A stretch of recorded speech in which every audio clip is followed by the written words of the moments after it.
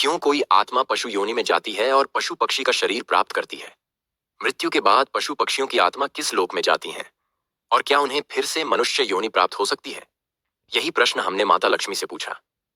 माता बोली, जो मनुष्य अनेक मनुष्यों का अहित करते हैं और अधिक पाप करते हैं, शरीर छूटने पर वे नरक जाते हैं और नरक में अपने पाप भोगते हैं।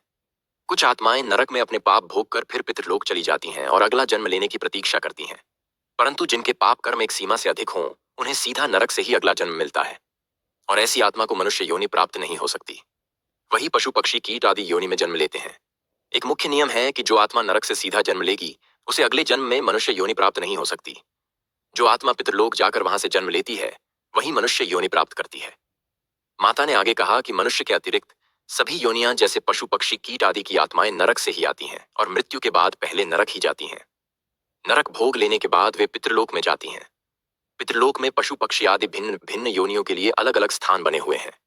परंतु पशु की आत्मा नरक भोग कर फिर पितृलोक केवल तभी पहुंचती है जब उसे अगले जन्म में मनुष्य शरीर प्राप्त होना हो, और यह तभी संभव है जब उसने जीवन काल में कुछ उचित कर्म किए हों।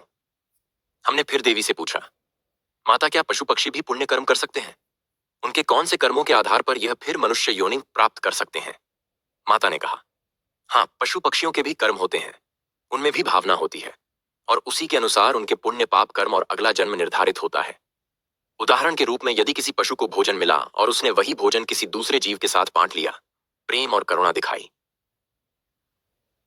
या यदि किसी पशु को किसी प्रकार भगवान का प्रसाद प्राप्त हो जाए, ऐसे कर्मों से उसके उद्धार का मार्ग बनता है।